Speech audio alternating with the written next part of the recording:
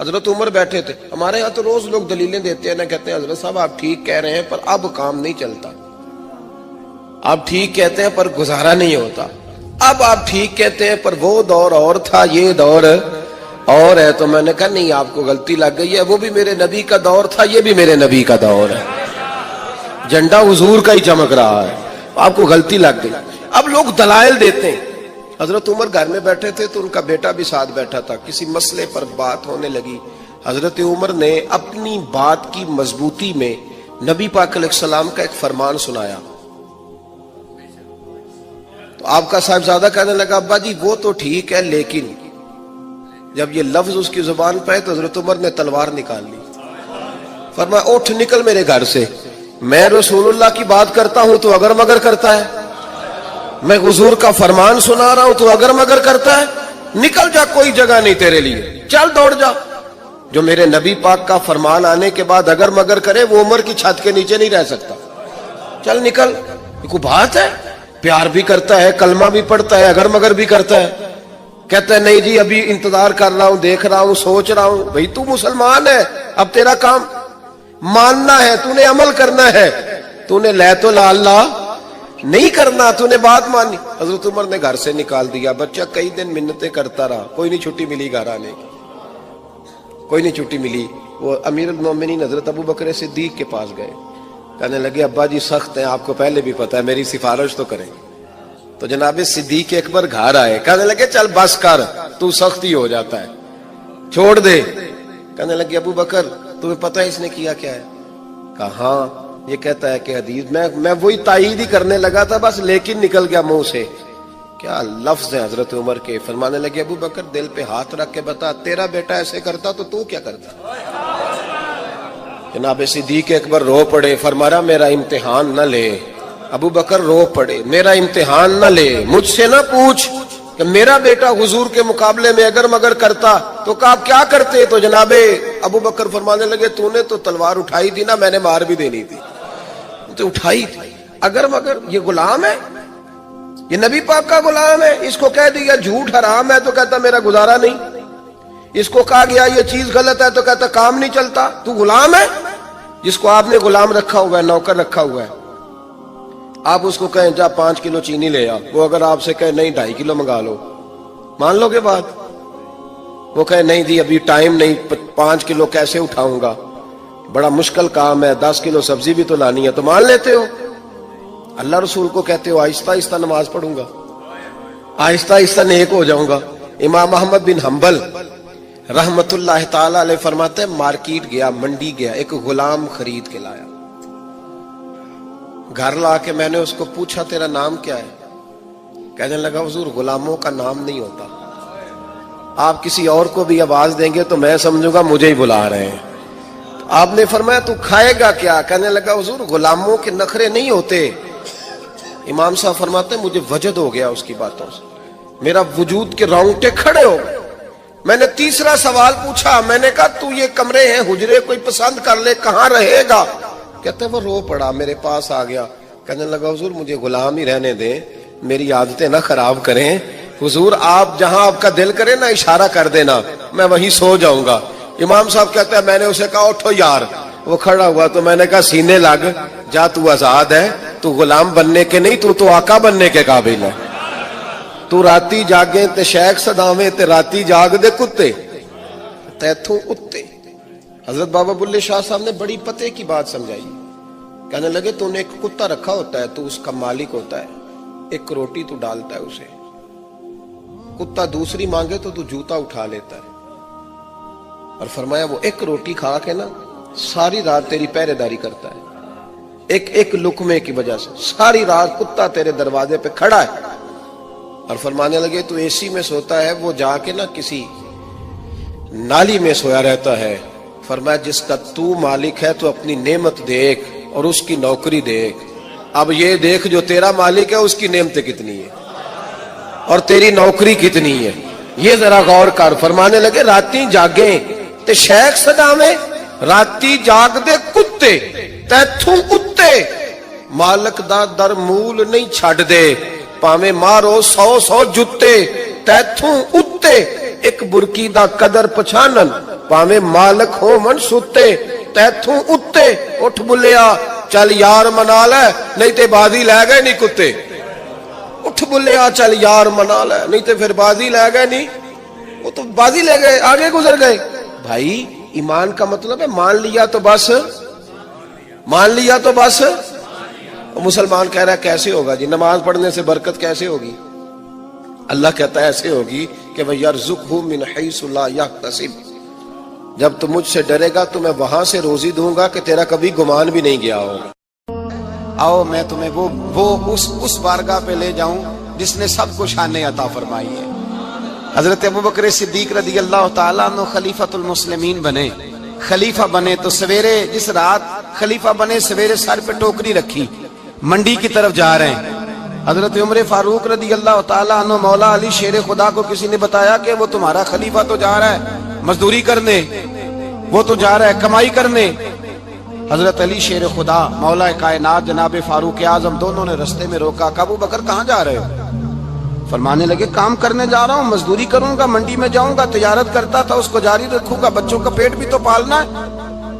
अब तुम्हारी हुकूमत के पीछे बच्चे तो नहीं ना भूखे मरवा लेने, मैंने कुछ करना तो है। हजरत उमर कहने लगे चला आके बैठ, हम सहाबा को इकट्ठा करते हैं और माले गनीमत से तेरा वजीफा लगाते हैं, आपको वजीफा मिलेगा माना। तो आप बैठ करके मस्जिद में तो ड्यूटी करें। बैठ गए, मुशावरत हुई तो हज़रत अबू बकर सिद्दीक रज़ी अल्लाह ताला अन्हु से पूछने लगे जनाब बतलाइए आपका कितना वजीफा लगाया जाए? तो हज़रत अबू बकर सिद्दीक फरमाने लगे उतना लगा दो जितनी एक मजदूर की तनख्वाह होती है। तो एक सहाबी बोल के बड़े मीठे और धीमे लहजे में कहने लगे अबू बकर अगर तेरा गुजारा ना हुआ तो, अगर तेरा गुजारा ना हुआ तो अबू बकर सिद्दीक फरमाने लगे अगर मेरा गुजारा ना हुआ तो मैं मजदूरों की तनख्वाह में इजाफा कर दूंगा, अगर मजदूरों के घर जलने लगेंगे तो मेरा भी चलेगा, मैं उनकी तनख्वाहें बढ़ाऊंगा सिर्फ अपनी। तो मजदूर के हुकूक का तायुन किया। सबसे पहले तो मेरे नबी पाक अलैहिस्सलाम ने मना फरमाया, फरमाया जिसको मजदूरी पर रखो पहले उसके साथ उजरत तय करो। हुजूर सल्लल्लाहु अलैहि वसल्लम ने फरमाया जब तक उजरत वाज़े ना हो जाओ किसी को काम पर, जब तक उजरत वाज़े ना हो जाए, मुकम्मल ना हो जाए कि क्या देना है तय करें, क्या लोगे जो जनाब दे देंगे ले लूंगा, शरीयत इसको पसंद नहीं करती, महबूब नहीं रखती। पहले उसके साथ पहला हक मजदूर को ये दिया कि उसकी उजरत पहले, बोलिए उजरत पहले, पहले उजरत तय होगी, ये पहला हक है। और मजदूर का दूसरा हक क्या बयान किया मेरे नबी पाक ने? फरमाया जब, और ये ऐसी आला बात है कि जितने हुकूक लिखने वाले हैं ना, जितने बैनुल अक़वामी सतह पर इंसानी हुकूक का चार्टर बनाने वाले हैं, वो कहते हैं कि ये ऐसा नुक्ता हुजूर ने बयान कर दिया है कि इससे आगे को बढ़ ही नहीं सकता, ये ऐसी बात है कि जिसकी शरह भी कोई नहीं कर सकता। मेरे हबीब करीम अलैहिस्सलातु वस्सलाम ने फरमाया पहले तय करो, और क्या खूबसूरत लफ्ज है, कानून बना दिया।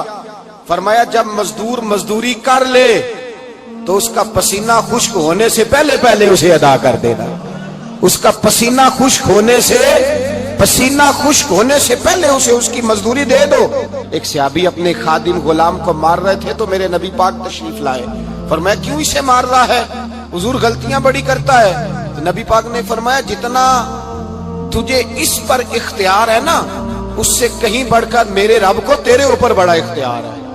कहा हुजूर ये बड़ी गलती करता है, मैं आखिर कितना माफ करूं? तो हुजूर ने फरमाया उतना माफ कर जितना मेरा रब तुझे माफ फरमाता है। पता है तेरी सुबह से लेकर शाम तक कितनी कोताहियां हैं। दरगुजर का हुक्म दिया, पहला हक ये दिया मजदूरी तय करो, दूसरा हक ये दिया पसीना खुश्क होने से पहले अदा करो, तीसरा हक ये दिया कि उससे दरगुजर करो, गलती हो जाए तो दरगुजर करो। तो या रसूल अल्लाह मजदूरी कितनी दें? मेरे नबी पाक बुखारी मुस्लिम हुजूर सैयद आलम सल्लल्लाहु अलैहि वसल्लम ने फरमाया मजदूर का हक बयान किया नबी पाक ने, और एक बात इरशाद फरमाई तो उसके अंदर कई पहलू, एक हदीस में कई पहलू बयान फरमाए। हबीब पाक ने फरमाया जैसा तुम खाते हो वैसा ही उसे, भाई बस खत्म हो गई बात। इतनी बड़ी बात कर दी सरकार ने। कभी देखा है आपने कि मजदूर को ऐसे खिलाया जा रहा हो जैसा मालिक खा रहे हैं? हुजूर ने फरमाया भाई मजदूरों का हक ये है कि जैसा तुमने खाना है वैसा उसे کھلانا ہے، اور فرمایا جیسا تم نے پہننا ہے ویسا اسے پہنانا ہے۔ اور پھر میرے حبیب کریم علیہ الصلوۃ والسلام نے ارشاد فرمایا اس کی ہمت سے بڑھ کر تم اس پر بوجھ نہیں ڈال سکتے، جتنا کام وہ کر نہیں سکتا اتنا تم اسے دے نہیں سکتے۔ اور فرمایا اگر اتنا کام دینا ہے جو اس کی ہمت سے زیادہ ہے تو میں اس کے مالک کو کہتا ہوں وہ بھی اٹھ کے مزدور کے ساتھ کام پہ لگ جائے، اٹھے اس کے ساتھ کام میں شریک ہو جائے۔ مزدوری کا بھی تعین فرمایا، اور پھر اس کو کام کس مقدار کا دینا ہے، مزدور کو کس قدر زیادہ اس پر بوجھ ڈالا جائے گا، یہ بھی مصطفیٰ کریم نے بیان فرمایا۔ فرمایا جو لا یکلف اللہ نفسا الا وسعها، اللہ بھی تم پر وہ بوجھ نہیں ڈالتا جو تم اٹھا نہیں سکتے، تو کسی مزدور کو تم ایسا کام نہیں بتاؤ گے۔ حضرت عثمان غنی رضی اللہ تعالیٰ عنہ ایک دن حضرت عمر فاروق سے کہنے لگے عمر بس کر دے یار، تیرے بعد بھی تو لوگوں نے خلیفہ بننا ہے، کیسے کوئی تیرے رستے پہ چلے گا؟ تو حضرت عثمان غنی سے جناب عمر کہنے لگے کیا ہو گیا؟ آپ فرمانے لگے کل میں دیکھ رہا تھا کہ لوگ باغ میں مزدوری کر رہے تھے اور آپ امیر المومنین ہو کے ان کا ہاتھ بٹا رہے تھے، ہاتھ بٹا رہے تھے۔ تو حضرت عمر کہنے لگے بوڑھے تھے، بیمار تھے، مزدوری کر رہے تھے تو پسینہ بہہ رہا تھا، کیا ہو گیا اگر تھوڑا سا میں نے ساتھ دے دیا؟ حضرت جناب سیدنا فاروق اعظم یہ لفظ کہتے ہوئے رو پڑے۔ آپ فرمانے لگے میں کسی بادشاہ کا شہزادہ نہیں، میں بھی اسی باپ کا بیٹا ہوں جو اونٹ چرا کے گزارا کیا کرتا تھا۔ میں نے آگے بڑھ کے لوگ حیثیت بھول جاتے ہیں، اپنی حیثیت بھول جاتے ہیں۔ اللہ تبارک و تعالیٰ جب کچھ عطا کرتا ہے ان کا رویہ اپنے ماتحتوں کے ساتھ اتنا سخت اور جابرانہ آمرانہ ہو جاتا ہے، اس قدر زیادہ ان کے لب و لہجے میں کڑواہٹ آ جاتی ہے، اس قدر زیادہ ان کی طبیعتوں کے اندر سختی اور غرور بھر جاتا ہے کہ وہ احساس ہی نہیں کرتے کہ جو سامنے بیٹھا ہے وہ بڑا ایک دکھی انسان ہے اور وہ تکلیف میں ہے، وہ آزمائش میں اپنے آپ کو مبتلا سمجھ رہا ہے۔ حضرت ابو ذر غفاری رضی اللہ تعالیٰ عنہ فرماتے ہیں میں اپنے ماتحتوں کے حق میں بڑا سخت تھا، سخت تھی میری طبیعت، میرے غلاموں کی جرت ہی نہیں تھی کہ وہ میرے سامنے گفتگو کر سکیں اور ٹھہر بھی سکیں۔ فرماتے ہیں جس دن میں کلمہ پڑھنے گیا، جس دن میں حضور کی بارگاہ میں، تو میں نے کہا حضور کوئی خاص نصیحت؟ تو نبی پاک نے فرمایا میری نصیحت تیرے لیے یہ ہے کہ جیسا تو نے کھانا ہے ویسا ہی غلام کو کھلانا ہے، جیسا تو نے پہننا ہے ویسا ہی غلام کو پہنانا ہے۔ حضرت ابو ذر کہتے ہیں جو میرے اندر کمی تھی وہی میرے نبی نے نصیحت کر دی، جو میرے اندر کوتاہی تھی وہی غیب جاننے والے رسول نے بتلا دی۔ فرماتے ہیں میں گھر گیا، جب میں جاتا تھا تو ملازموں کا سانس خشک ہو جاتا تھا، وہ کانپنے ہانپنے لگتے تھے کہ جانے اب یہ کیا کرے گا۔ حضرت ابو ذر غفاری فرماتے ہیں میں گیا، ایک شخص سے میں نے کہا کھانا پکاؤ، کھانا پکایا، دسترخوان پہ لگایا اور اپنے سارے ملازموں کو کہا آؤ یار میرے ساتھ بیٹھ کے روٹی کھاؤ، آؤ سارے میرے ساتھ بیٹھ کے کھانا کھاؤ۔ فرماتے ہیں انہوں نے کھانا کھایا، پھر میں ان کو بازار لے گیا، جیسے کپڑے میں پہنتا تھا ویسے میں نے ان کے لیے بھی خریدے۔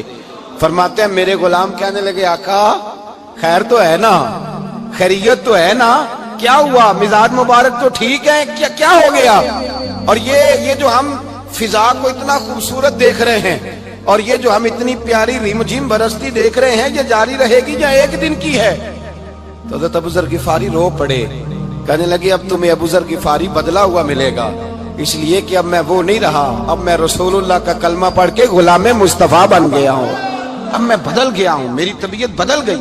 غلاموں کے حق میں حضرت مولا علی شیر خدا غلام کو لے کر کے گئے دکان پر، حضرت مولا علی غلام کو لے کر گئے کپڑے کی دکان پر، 2 جوڑے خریدے، ایک کم قیمت کا ایک زیادہ قیمت کا، ایک کم قیمت کا ایک زیادہ قیمت کا، 2 جوڑے خریدے۔ جب واپس لوٹے تو غلام سے کہنے لگے تو اپنا لے لے۔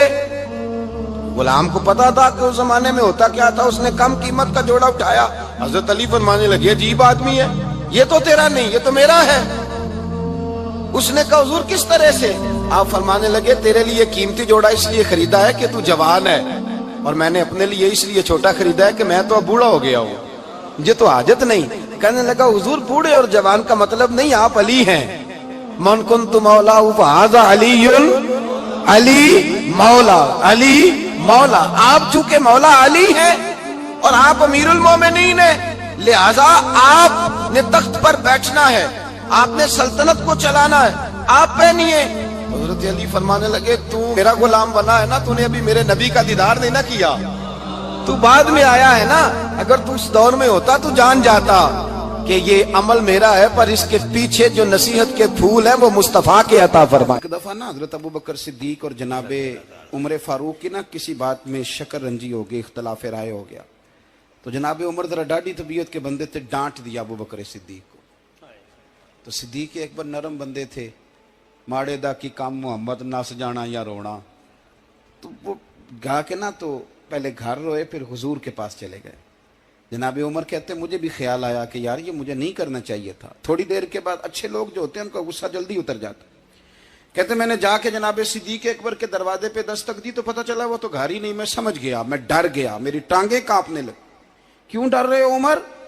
فرمانے لگے اس لیے ڈر رہا ہوں کہ ابو بکر جب اپنے گھر نہیں ہوتے تو دروازہ رسول پہ ہوتا. ساری بات تو سنا دی ہوگی. فرماتے ہیں میں نبی پاک کی بارگاہ میں پہنچا، سامنے ابو بکر بیٹھے ہیں، پشت مبارک میرے کریم رسول کی کعبے کی جانب، چہرہ صدیق اکبر کی جانب، دونوں کی گردنیں جھکی ہوئی. جناب عمر پاک فرماتے ہیں کہ میں بیٹھا تھا اور سوچ رہا تھا. سلام لی، جواب ملا، پر گردنیں نہیں اٹھائیں دونوں نے، مقدس گردنیں جھکی رہی. میں سوچ رہا تھا کہ اب حضور مجھے ڈانٹیں گے تو میں صدیق کے پیر پکڑوں گا، میں علی کو سفارشی بناؤں گا، میں منت کروں گا، لیکن کوئی بولے تو بات بنے نا. کہتے ہیں جب دیر ہو گئی، یہ سکوت بھی بڑا مشکل ہوتا ہے. اوہو، اگر کبھی وہ چپ کر جائے تو یہ بھی بڑا مسئلہ ہے، محبوب بھی چپ کر جائے. کہتے ہیں میں بڑا پریشان ہوا. جب میرا کلیجہ منہ کو آیا نا تو جناب عمر کہتے ہیں میں بولنے لگا تو آنسو میرے پہلے نکل گئے. اللہ اکبر. کہ میں نے رو کے کہا سونیا بھول گیا تھا، میں گیا تھا ابو بکر کے گھر معافی مانگنے، پر یہ یہاں آ گئے. یہ میرے دوستو اسے میری تقریر نہ سمجھنا، میرے رسول پاک کے یہ اصل لفظ آپ کو کتاب میں ملیں گے. آپ طبقات ابن سعد اٹھا کے دیکھیں. جناب عمر کہتے ہیں میں نے عرض کی حضور میں نے غلطی سمجھ لی تھی، میں گیا تھا ابو بکر کے گھر حضور، میں بھول گیا تھا. فرماتے ہیں نبی پاک نے جب گردن مبارک اٹھائی تو حضور کی داڑھی آنسوؤں سے بھری ہوئی. اور لفظ کیا تھے؟ فرمایا عمر تم میری خاطر میرے ابو بکر کو معاف نہیں کر سکتے تھے. اب بات کو سمجھیں، یہ نہیں فرمایا ابو بکر نے غلطی نہیں کی، فرمایا چھوڑ نہیں سکتے تھے، تم میری وجہ سے میرے صاحب کو چھوڑ نہیں سکتے تھے. پھر حضور نے فرمایا عمر یہ سارا مکہ تلواریں لے کے مجھے قتل کرنے آتا تھا، یار یہ اکیلا تھا،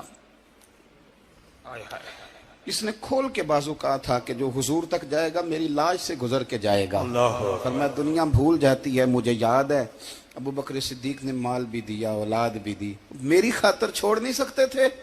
جناب عمر کہتے ہیں میں اس کے بعد سمجھ گیا کہ میرے مصطفیٰ کی رضا اسی میں ہے کہ ابو بکر کو راضی رکھا جائے. سبحان اللہ. آپ مہربانی سنو، اب فوراً سنو. فوراً اس کے بعد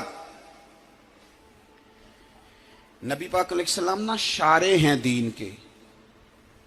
حضور جو چاہیں کسی کے لیے حلال کر دیں اور جو چاہیں کسی پر حرام کر دیں. ایک شخص نے کہا تھا حضور 3 نمازیں پڑھوں گا، اس شرط پر مسلمان ہوتا ہوں. فرمایا 3 ہی پڑھنا، کلمہ تو پڑھنا.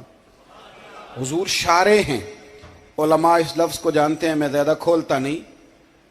ہر شخص کو اجازت ہے اگر وہ حقوق ادا کر سکتا ہے تو ایک وقت میں 4 نکاح کرے، اسے اجازت ہے. اگر حق دے سکتا ہے تو اجازت ہے.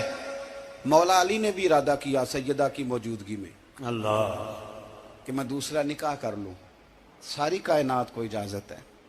تو سیدہ فاطمہ کے دل کو نہ تکلیف ہوئی، دوڑی آئی حضور کی بارگاہ میں. بی بی صاحبہ نے زندگی بھر کھل کے کوئی بات نہیں کی، آج بھی آئیں تو چپ کر کے بیٹھ گئیں. بیٹیاں بڑی پیاری ہوتی ہیں. ابا ہی انہیں بگاڑتا ہے، لاڈ ابا ہی دیکھتا ہے، کیا کریں مجبوری ہے. تو پھر میں نے دیکھا ہے بڑے بڑے سیانے ابے سگی بہن کے بیٹے کو بھی رشتہ دے کے نا، چاہے پالا بھی بھانجا خود ہی ہو تو گھر جا کے معافی مانگتے ہیں، پتر یہ جنی بھی خراب ہی نا میری وجہ تو ہی، تھوڑا خیال فرمائیں. بیٹی معاملہ بڑا عجیب ہے نا جی. تو سرور کائنات کے پاس سیدہ آئیں تو تھوڑے آنسو آنکھوں میں آئے. فرمایا فاطمہ کیا ہوا؟ عرض کی حضور کچھ بھی نہیں، سب کو جائز ہے تو علی کو بھی تو جائز ہے نا، نکاح کرنا چاہ رہے ہیں. حضور نے خطبہ دے دیا، مسجد میں لوگ جمع کر لیے. آج کس لیے اجتماع ہے؟ جہاد کی تیاری ہے، کوئی نئی آیت آئی ہے. فرمایا آؤ سارے مسجد میں. خطبہ کتنا مختصر سا، मुख्तसर तवज्जो है मेरे भाइयों की। जी बिस्मिल्लाह। इधर देखो मेरे मुख्तसर सा खुतबा, 2 हरफी बात। हुजूर फरमाने लगे भाई मेरी बात गौर से सुन लो, ये जो फातिमा है ना ये मेरे जिगर का टुकड़ा है, बिदात मिन्नी है, ये मेरे जिगर का टुकड़ा है। जिसने इसे राजी किया उसने मुझे राजी किया, और जिसने इसे नाराज किया उसने मुझे। खत्म हो गई बात, 2 हरफी बात। हजरत मौला अली कहते हैं बाकी सारे एक दूसरे का मुंह देख रहे थे कि आज इस खुतबे की क्या जरूरत, तो मुझे तो समझ आ रही थी ना। शेर खुदा कहते हैं मैं चुपके से उठा और सैयदा के पास गया, मैंने कहा मैंने तो बात ही की थी, तू पहुंच ही गई है।